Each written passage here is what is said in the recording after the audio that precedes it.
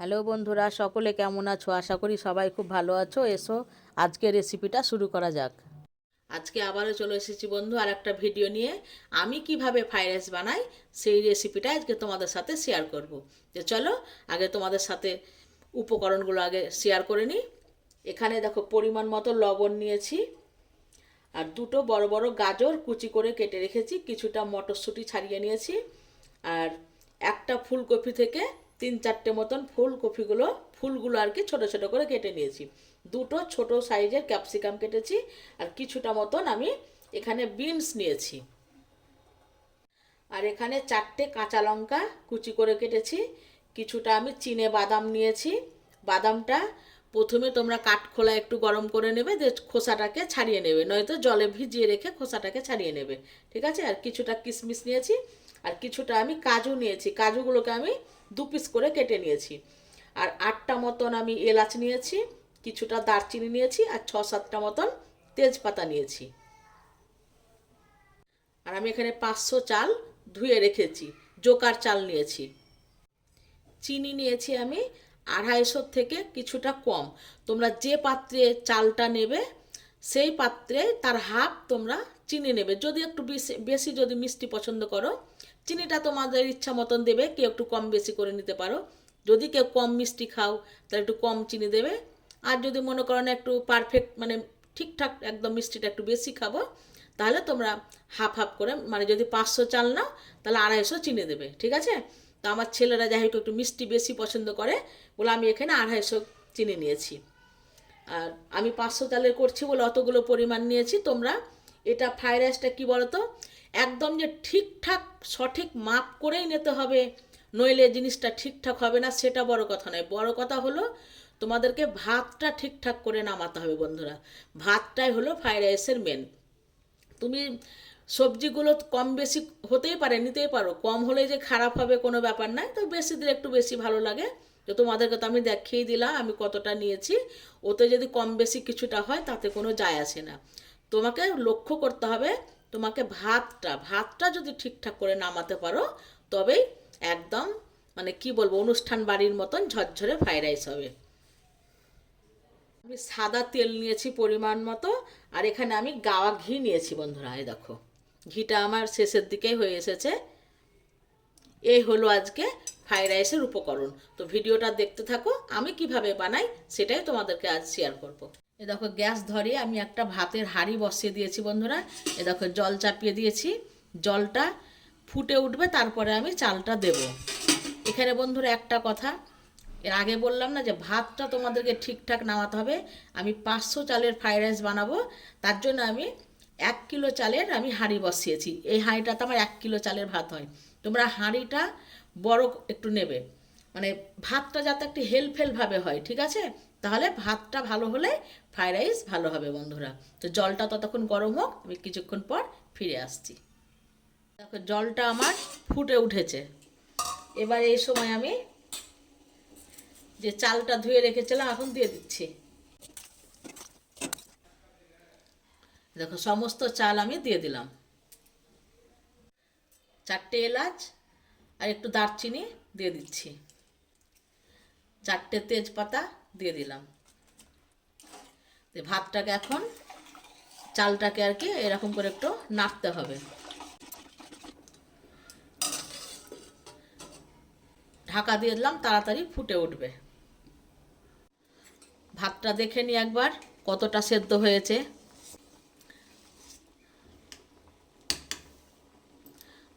দেখেই বুঝতে পারছি এখনো হয়নি, তবুও তোমাদেরকে দেখে দিচ্ছি হাতে নিয়ে একটা। এখনো হয়নি বন্ধুরা ভাতটা, আর একটু সামান্য হবে।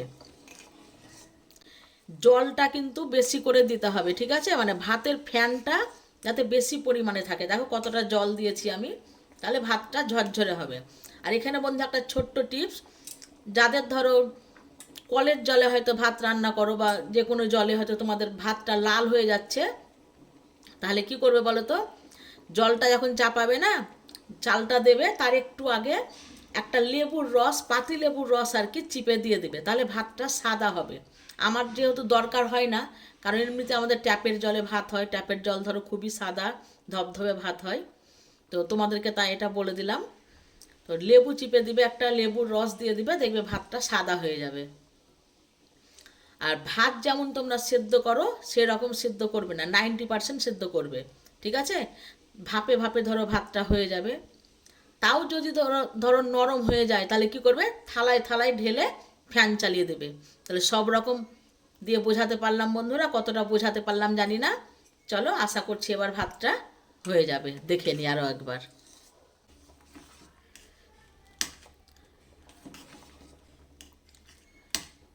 এ দেখো, দেখেই বুঝতে পারছি ভাতটা আমার হয়ে গেছে। এ দেখো একটু শক্ত আছে, এখনই আমি ভাতটা নামিয়ে নেব, ফ্যানটাকে ঝরিয়ে নেব। এখানে আরও একটা বন্ধুরা কথা, যদি ধরো নামাতে নামাতে নরম হয়ে যায়, হতেই পারে মানুষের, তখন কি করবে বলো তো, ঠান্ডা জল ঢেলে দেবে বেশি করে।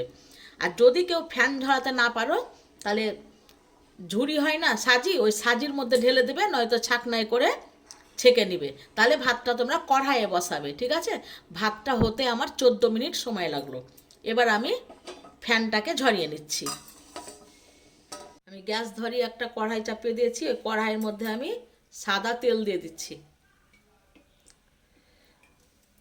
কড়াইটা একটু বড় করে নেবে, তাহলে ফ্রাইড রাইসটা ঝরঝরে হবে, নাড়তে সুবিধা হবে। তেলটা গরম হয়ে গেছে, দেখো আমি ঘি দিয়ে দিচ্ছি। ঘিটা বন্ধুরা জমে আছে, তাই 3 থেকে 4 চামচ মতন এটা ঘি হবে। এবার আমি এর মধ্যে ডুবিয়ে দিচ্ছি, তাহলে গলে যাবে আর কি।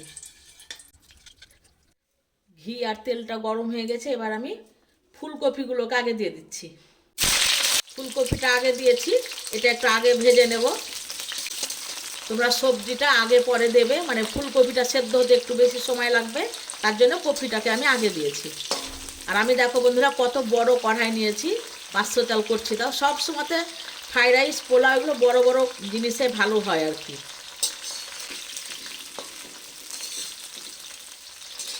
ভাতটা যদি তোমাদের কাছে নরম মনে হয়, তাহলে তোমরা কি করবে, থালায় থালায় ঢেলে দেবে বন্ধুরা, তবেই ঠিক হয়ে যাবে। দেখো কপিটা আগে ভেজে নিচ্ছি এখন। সাদা তেলে যদি ঘিটা দাও না, তাহলে ফ্রাইড রাইসের টেস্ট ভালো হয়। দেখো কপিতে হালকা হালকা রং ধরে গেছে, হ্যাঁ। এই সময় এবার আমি গাজরগুলোকে দিয়ে দিচ্ছি।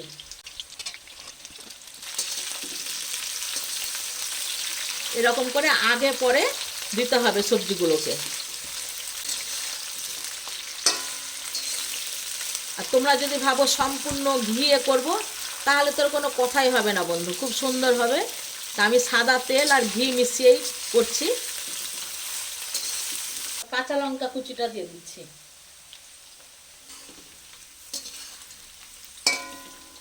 1 থেকে 2 মিনিট মতন গাজরগুলো ভেজে নিলাম, দিয়ে এবার আমি বিনসগুলোকে দিয়ে দিচ্ছি। বিনসটা দিয়েও 2 মিনিট মতন ভেজে নিলাম, দিয়ে এবার আমি ক্যাপসিকামগুলোকে দিয়ে দিচ্ছি।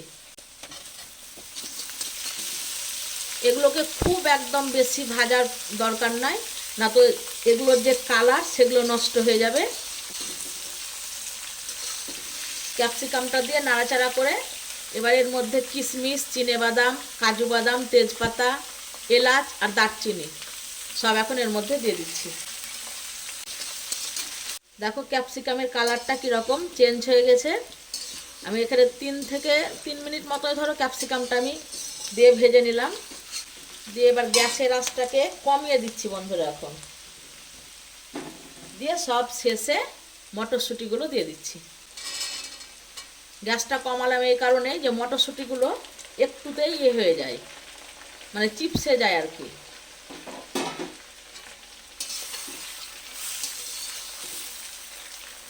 গ্যাসটা কমিয়ে মটরশুঁটিটা নাড়তে হবে। মটরশুঁটিটা দিয়ে 2-1 বার নাড়াচাড়া করে এবার আমি পরিমাণ মতো লবণ দিয়ে দিচ্ছি। আর যে চিনিটা মেপে রেখেছিলাম সে চিনিটা এখন দিয়ে দিচ্ছি। এবার ভালো করে চিনি আর লবণ একসাথে মিশিয়ে নেব। একটু নাড়াচাড়া করে এবার আমি ভাতটা ঢেলে দিচ্ছি। দেখো কতটা 500 চালের ভাত হয়েছে। ওই জন্য আমি জোকার চালেরই করি। ফ্রাইড রাইসটা আমার মনে হয় জোকার চালের সব থেকে মানে ভাতটা আর কি বাড়ে আর কি অনেকটা। দেখো কতটা হয়েছে। আর তেজপাতাগুলোকে বন্ধু আমি ফেলে দিয়েছি। ভালো করে এবার একটু মিশিয়ে নিতে হবে। দেখো এই জন্য আমি বলেছিলাম বড় কড়াই নিতে, বড় কড়াই নিলে নাড়তে খুব সুবিধা হয়। খুব তাড়াহুড়ো করে নাড়বে না, না তো ভাতগুলো কেটে কেটে যাবে। এরকম একদম তলাতে ছেচকিটা এভাবে দিয়ে দিয়ে নাড়বে। এবার গ্যাসের আঁচটাকে একটু বাড়িয়ে দেবে।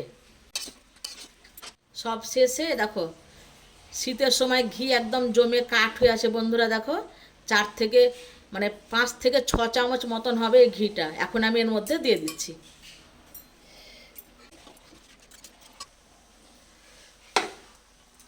দিয়ে ঘিটা সব ভাতের সঙ্গে একটু মিশিয়ে নেব আর কি। তোমরা আমার মতন করে একবার ফ্রাইড রাইস এভাবে করে দেখো, একদম অনুষ্ঠান বাড়ির মতন ঝরঝরে ফ্রাইড রাইস হবে এভাবে করলে। দেখো সব দিকে ঘিটাকে মিশিয়ে নিয়েছি, ঘিটাও গলে গেছে। এবার আমি খুব আলতো হাতে আরও একবার নেড়ে দিচ্ছি। এ দেখো ভাত দিয়ে 4 থেকে 5 মিনিট মতন নাড়তে হবে। আমি 5 মিনিট মতন নাড়লাম। এই দেখো আমার ফ্রাইড রাইস কমপ্লিট হয়ে গেল। দেখো কত সুন্দর ঝরঝরে হয়েছে। দেখো বন্ধুরা, ঠান্ডা হয়ে গেলে তো আরও ঝরঝরে হয়ে যাবে। তো তোমরা এরকম করে বানিয়ে দেখো আমার মতন করে।